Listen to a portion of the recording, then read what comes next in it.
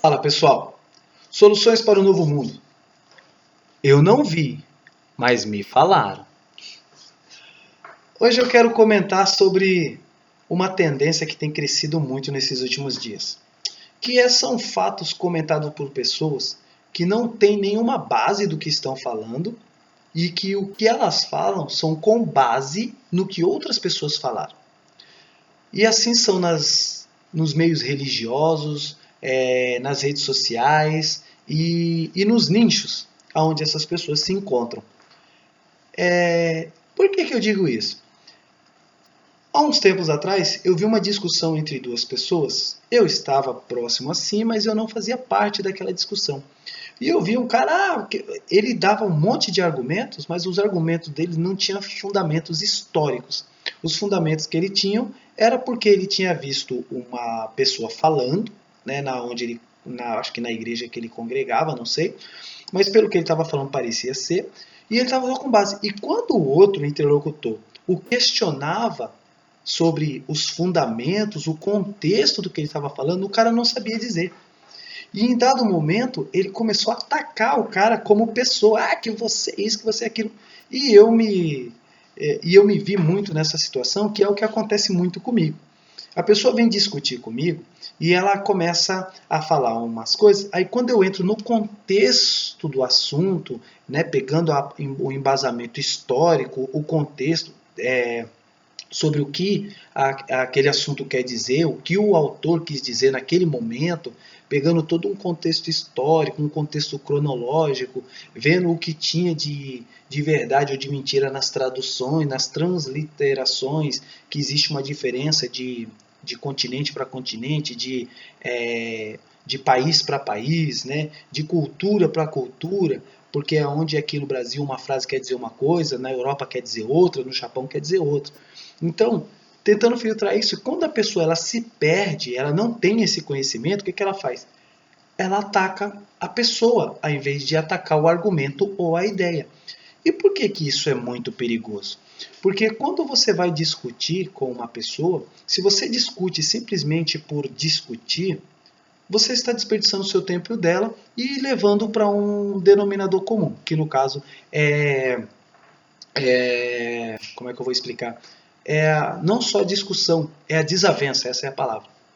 Você vai terminar com uma desavença, porque isso não vai levar a nada. A discussão ela só é saudável quando vocês têm um fundamento e um ponto em comum onde os dois querem chegar. Às vezes, discordar de alguma coisa não torna a pessoa sua inimiga, ela só discorda do seu ponto de vista. Por exemplo, eu moro aqui na cidade de Avaré, tá certo? Para chegar em São Paulo, eu tenho dois meios de caminho. Eu tenho pela Raposo Tavares e eu tenho pela rodovia Castelo Branco. As duas levam a São Paulo. A diferença são o percurso que esses caminhos fazem de forma diferente. Não existe verdade absoluta em nenhum deles. Uma estrada não é tão boa e a outra os pedágios são caros. Dos dois lados você vai arcar com as consequências de algum prejuízo, né? Quer seja no seu veículo, quer seja no seu bolso. Mas não existe divergência quanto os dois levam ao mesmo ponto. Não sei se deu para entender, espero que sim. E aí o que acontece? Eu vendo essa discussão, os dois, né? Aí me jogaram no meio, o que você acha e tal. Aí eu fiz o meu comentário lá, bem raso para não entrar na discussão dos dois, que estava bastante acalorado. Eu, pegando isso como exemplo, eu queria trazer uma reflexão que eu escrevi em 2004, 2005, depois de presenciar uma situação que terminou de maneira trágica. Na época, eu criei uma história para tentar trazer a reflexão, aquele ato e aquela consequência de uma ação tomada naquele episódio em 2004. Que é mais ou menos assim. João, ele tinha um amigo de bar, onde toda vez que eles saíam da empresa, eles se encontravam no bar e tomavam uma cervejinha, conversavam e tal. E em um determinado momento, João comenta com esse amigo, diz assim, viu, fulano, eu tô meio desconfiado, minha mulher tá estranha, tá meio afastada, não quer mais as coisas comigo, de vez em quando eu vejo ela de conversinha nos cantos e tal, eu tô meio desconfiado, eu tô achando que essa minha mulher tá me traindo. Aí o amigo diz assim, eu ouvi umas histórias aí, que ela sai, fala que vai na casa da vizinha, não sei o quê. Eu, se eu fosse você, ficava esperto, ficava de olho aberto. E aí o João, com a cabeça meio cheia, pegou e disse pra ele, mas eu não sei o que eu faço, cara, se essa mulher estiver me traindo, não sei não e tal. Aí o amigo, disse pra ele assim, se eu fosse você, faria o seguinte, cara, falava que ia trabalhar um dia e que ia chegar à tarde e seguia ela, ficava vigiando ela para ver o que ela vai fazer. O que você acha? Aí o cara disse, eu não vou conseguir ficar vigiando ela assim o tempo todo. Você acha que vai funcionar? Aí ele falou, eu acho que vai. Aí o cara vai, não vai trabalhar um dia e fica na esquina vigiando. Não vê nada de diferente.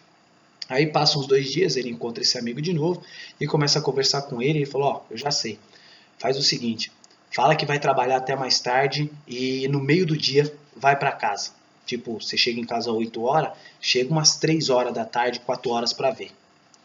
Aí, o que acontece? Ele pega e fala, beleza, essa é uma boa ideia. Aí, um belo dia, ele marca e diz para a mulher, fala, hoje vamos ter que acertar uns negócios lá na empresa, é capaz que eu chegue lá para as 8, 10 horas da noite lá. A mulher fala, tudo bem, né? Beleza. E aí, passa um dia, a hora que vai dando umas 3 horas da tarde, ele pega, sai da empresa e corre para casa. A hora que ele chega na casa dele, ele percebe que a casa está toda fechada. Aí ele vai por trás, né? Certinho, abre a porta devagarzinho dos fundos da lavanderia e entra na ponta dos pés, né? Lá dentro, passa pela cozinha e vai em direção ao quarto direto. A hora que ele chega no quarto, ele percebe que a porta está fechada.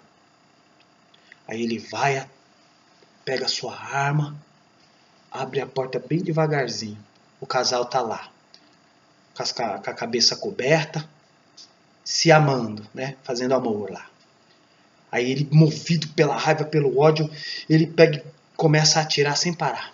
Descarrega a arma nos dois, joga a arma lá no chão e sai desesperado por onde ele entrou. E a hora que ele vai passar pela cozinha, ele vê um papel de recado na geladeira. Aí ele pega e para e dá uma olhada. O recado da geladeira dizia assim: João, a professora me ligou, pediu para ir buscar as crianças mais cedo na escola. Vou passar no mercado e buscar mistura porque seus pais vêm para casa para jantar. Helena.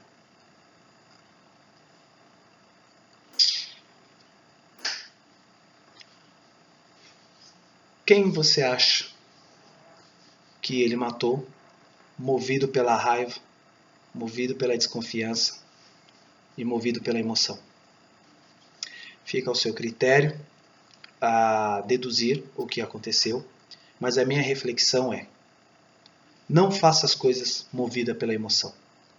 Veja, saiba do que se trata e tenha certeza antes de falar, antes de fazer, antes de tomar alguma decisão, alguma medida drástica, sem ter o conhecimento total do acontecimento.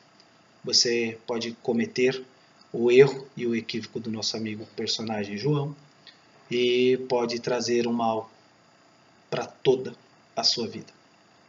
Então, para que você não cometa esse erro, seja mais sóbrio, seja mais racional, veja, tenha certeza para que você não fira ninguém, que você não venha toler os direitos de nenhuma outra pessoa e se condenar para o resto da sua vida por uma decisão mal tomada. Saúde, sucesso, forte abraço a todos. Eu sou Fernando e este é o Soluções para o Novo Mundo.